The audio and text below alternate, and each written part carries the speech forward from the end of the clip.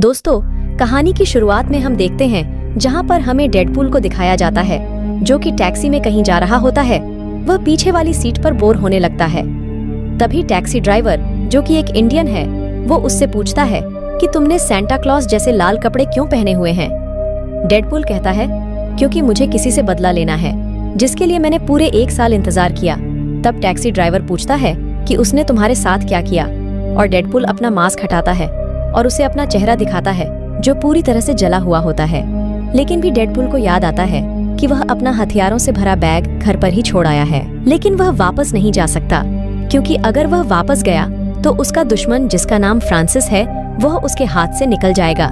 इसके बाद वह टैक्सी से उतर जाता है और एक ब्रिज पर बैठकर अपने दुश्मन का इंतजार करता है। कुछ देर बाद वहाँ पर फ्रांसिस की कार आती है। डेडपूल उस पर कूद जाता है और अब वह एक एक करके फ्रांसिस के आदमियों को मारना शुरू कर देता है। वो लोग भी उस पर गोलियां चलाते हैं और एक गोली डेडपूल के आर पार हो जाती है, पर इससे उसको कोई भी फर्क नहीं पड़ता, क्योंकि उसके पास हीलिंग पावर्स होती हैं। अगर उसको कोई भी चोट लगती है तो वह अपने आप ही ठीक हो जाती है। सभी को मारने के बाद वह फ्रांसिस को ढूंढता है और अब फ्रांसिस उसे मिल ही जाता है। वह अपनी तलवार लेकर उसके पास जाता है और अपना नकाब हटाते हुए उससे पूछता है कि फ्रांसिस, तुम मुझे भूल तो नहीं गए। फ्रांसिस कहता है कि वेद तुम, दरअसल डेडपूल का असली नाम वेद होता है। डेडपूल उससे कहता है कि तुमने जो मेरे चेहरे का हाल किया है उसे सुधारने का वक्त आ गया। लेकिन इससे पहले कि वह फ्रांसिस को मारता, पीछे से कोलोसस आ जाता है, जो कि डेडपूल की तरह ही म्यूट है। वो डेडपूल को उठाकर फेंक देता है और उसके पास ऐसी पावर्स हैं कि वह अपनी बॉडी को ऑर्गेनिक स्टील में बदल सकता है, और वह नहीं चाहता कि डेडपूल अपनी शक्तियों का इस्तेमाल पूरी दुनिया के सामने करे। दरअसल वो डेडपूल का दोस्त ही है। वो उसे रोकना चाहता है ताकि उनकी शक्तियों के बारे में और उनके बारे में दुनिया को ना पता चले। अब यहाँ पर मौका देखकर फ्रांसिस भाग जाता है, जिससे डेडपूल को बहुत गुस्सा आता है। अब वो कोलोसस को एक पंच मारता है, लेकिन वो स्टील का है और इसीलिए उसका हाथ टूट जाता है। उसके बाद वो उसे किक भी मारता है, लेकिन उसका पैर भी टूट जाता है। और अब कोलोसस डेडपूल को हथकड़ी पहनाकर अपने साथ ले जाता है, पर डेडपूल यहाँ से कचरे के ट्रक में कूदकर यहाँ से भाग जाता है। और अब यहाँ पर डेडपूल बताता है कि मेरी कहानी इतनी भी दर्दनाक नहीं थी, ये तो एक लव स्टोरी थी। यहाँ से कहानी फ्लैशबैक में जाती है, जहाँ पर डेडपूल यानी कि वेद विल्सन एक आम इंसान था। वो लोगों से पैसे लेकर उनके लिए काम करता था। एक रात वो अपना काम खत्म करके क्लब जाता है, जहाँ का ऑनर उसका दोस्त है। असल में इस क्लब में शर्तें लगाई जाती हैं, फाइट्स होती हैं। फाइट्स में कौन मरेगा उस पर लोग बैट लगाते हैं। उस गेम का नाम होता है डेडपूल। उसी समय वेद के पास वेनेसा नाम की एक प्रोस्टिट्यूट आती है। ये दोनों आपस में बातें करते हैं और अपने साथ हुए हादसों के बारे में एक दूसरे को बताते हैं। इसके बाद यह दोनों डेट पर जाते हैं और यह एक दूसरे के साथ रात भी बिताते हैं। ऐसे ही इन दोनों को एक साथ रहते हुए पूरा 1 साल हो जाता है। ये दोनों एक दूसरे के साथ खुश होते हैं। अब क्रिसमस के दिन वेद एक कैंडी रिंग से वेनेसा को शादी के लिए प्रपोज करता है और वेनेसा भी हाँ कह देती है। वेद को इससे बहुत ही खुशी होती है, पर जैसे ही वेद वेनेसा के पास आता है, उसे चक्कर आ जाते हैं और वह बेहोश हो जाता है। वेनेसा उसे हॉस्पिटल लेकर जाती है और उसकी सारी जांचें करवाती है। जांचें करवाने के बाद डॉक्टर उसे बताती है कि उसके ब्रेन और लिवर और लंग्स में कैंसर है। ये सुनकर वेनेसा काफी हैरान हो जाती है। वो डॉक्टर से इलाज के बारे में बात करती है, पर वेद जानता है कि इस बीमारी का कोई भी इलाज नहीं है और बस वो वेनेसा को देखता रहता है। घर आने के बाद वेनेसा कहती है कि तुम फिक्र मत करो, हम साथ हैं, मैं तुम्हें कभी भी अकेला नहीं छोड़ूंगी। लेकिन वेद कहता है कि मैं चाहता हूँ कि बस तुम हमारी अच्छी यादें ही अपने पास रखो, मैं तुम्हारे साथ अब और नहीं रह सकता। पर वेनेसा उसकी कोई बात नहीं मानती। इसके बाद वेद अपने फ्रेंड्स के पास जाता है। उसका फ्रेंड उसे बताता है कि एक सूट पहना हुआ शख्स उधर कब से तुम्हारा वेट कर रहा है, वह तुम्हारी मदद कर सकता है। वेद उस आदमी से मिलता है। तब वह उससे कहता है कि हम तुम्हारे कैंसर की बीमारी को ठीक कर सकते हैं और साथ ही तुम्हारे अंदर सुपर पावर्स भी आ जाएंगी, तुम हमेशा के लिए अमर हो जाओगे। लेकिन वेद मना कर देता है, क्योंकि वो कोई भी सुपर हीरो नहीं बनना चाहता। पर घर आने के बाद वो इस बारे में काफी सोचता है। फाइनली आधी रात को घर से निकल जाता है। वो उस आदमी को कॉल करता है और अब उसे स्ट्रेचर पर लिटा कर लैब में ले जाया जाता है। यहाँ पर उसे बेड पर बांध दिया जाता है और फिर फ्रांसिस वहाँ पर आता है और वो उसे इंजेक्शन लगाता है और कहता है कि हम किसी गवर्नमेंट के लिए काम नहीं करते। यहाँ तुम जैसे लोगों को सुपर पावर्स दी जाती है। हम तुम्हारे शरीर के अंदर म्यूट जीन्स को इंजेक्ट करेंगे, इससे तुम्हारा कैंसर खत्म हो जाएगा और तुम्हारे अंदर बहुत ही सुपर पावर्स भी आ जाएंगी। पर यह इंजेक्शन हर किसी की बॉडी में काम नहीं करता और कभी कभी हमारे इंजेक्शंस फेल भी हो जाते हैं। इस एक्सपेरिमेंट को सक्सेसफुल बनाने के लिए हमें तुम्हारे शरीर को बहुत दर्द देना पड़ेगा। इसलिए फ्रांसिस उसे बहुत मारता है, उसे इलेक्ट्रिक शॉक्स भी देता है, साथ ही उसे बर्फ के पानी में बंद रखता है ताकि उसकी बॉडी में कोई चेंजेस आए। पर ऐसा नहीं होता। अवेद एक बेड पर बंधा हुआ होता है जहां वह उसके पास लेटे हुए पेशेंट से बात करता है। तभी वहां फ्रांसिस भी आ जाता है। वो वेद को एक ग्लास कंटेनर में बंद कर देता है और उसे कहता है कि ये एक एयर टाइट चैम्बर है, इसमें तुम्हें बिल्कुल भी सांस नहीं आएगी और तुम मरने ही वाले होगे। तभी हम इसके अंदर थोड़ी सी ऑक्सीजन छोड़ देंगे जिससे सिर्फ तुम्हारा हार्ट काम करेगा और फिर ऐसे ही छोड़ दिया जाएगा और इसी के साथ तुम म्यूट बन जाओगे या फिर मर जाओगे। जैसे ही कंटेनर से हवा बाहर निकाली जाती है, वेद की पूरी बॉडी का ऑक्सीजन खत्म होने लगता है। इस वजह से उसकी बॉडी को देखने पर लगता है कि वह जल रही है।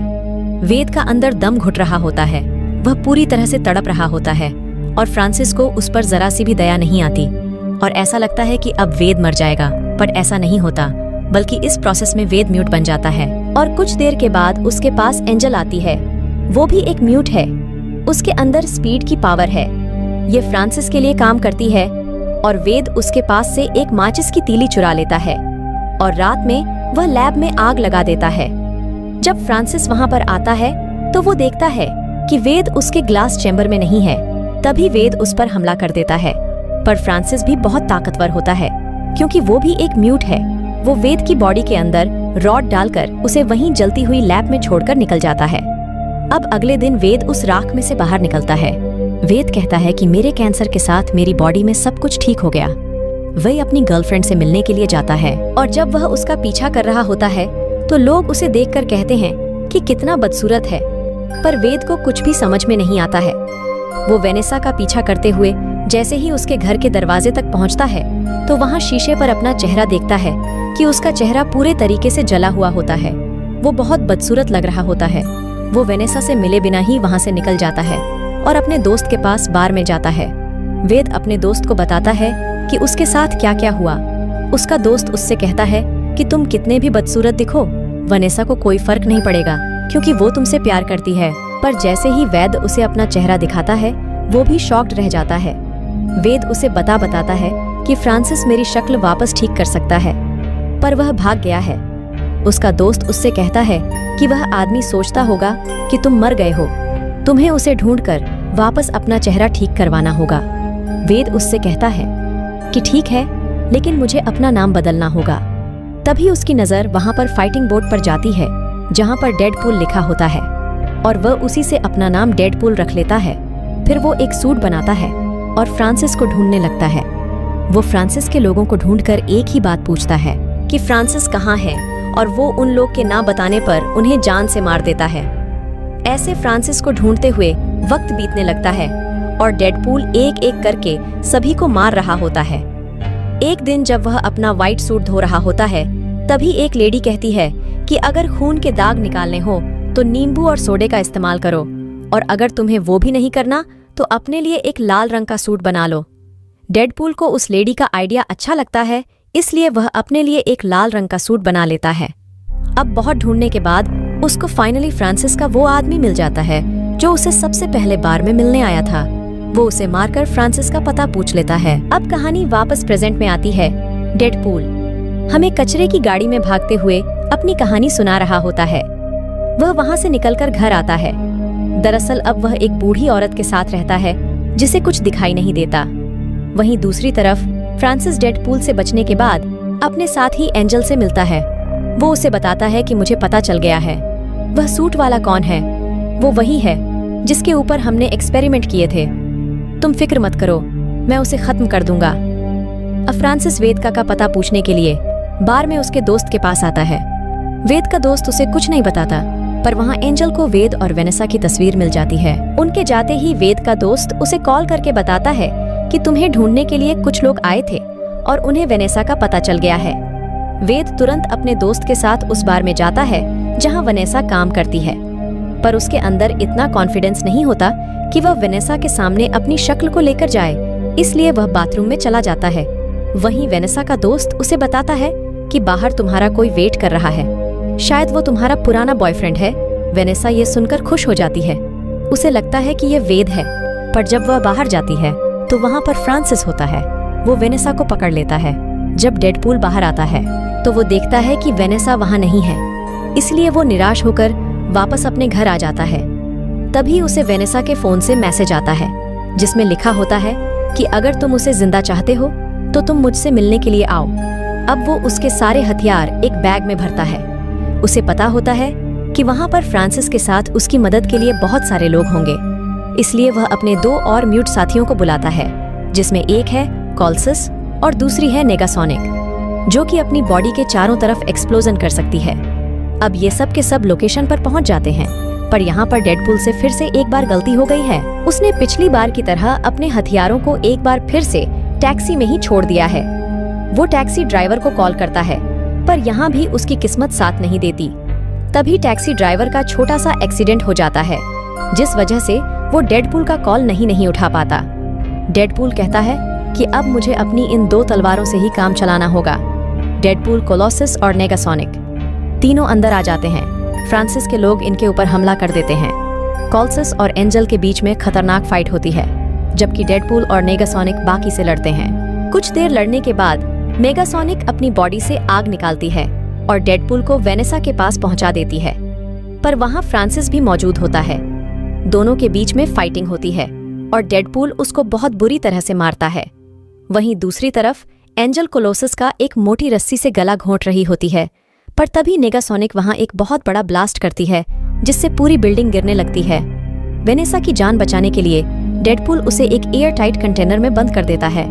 जब पूरी कंस्ट्रक्शन गिर जाती है तब सब जमीन के नीचे धंस जाते हैं। तभी कोलोसस आकर वेनेसा को उस कंटेनर से बाहर निकालता है और वहीं डेडपूल भी बाहर आ जाता है, पर तभी फ्रांसिस उस पर हमला कर देता है और यहाँ दोनों के बीच में फाइट होती है। तब डेडपूल उसे गन से मारने ही वाला होता है, पर तभी कोलोसस आ जाता है। वो डेडपूल को समझाता है कि तुम किसी की जान नहीं ले सकते, तुम्हें अपने दुश्मनों को माफ करना सीखना होगा। पर डेडपूल उस पर गोली चलाता है और फ्रांसिस की वहीं पर मौत हो जाती है। अब वेनेसा उसके पास आती है। वो डेडपूल से पूछती है कि तुम पिछले 1 साल से कहां पर हो। डेडपूल उसे बताता है कि अब मैं पहले जैसा नहीं रहा, मेरा चेहरा पूरा खराब हो चुका है। वेनेसा उससे उसका मास्क उतारने के लिए कहती है और जब वह अपना मास्क उतारता है तो वेनेसा देखती है कि उसका पूरा चेहरा बुरी तरह से खराब हो चुका है। डेडपूल कहता है कि मैंने तो पहले ही कहा था कि मैं पहले जैसा नहीं रहा।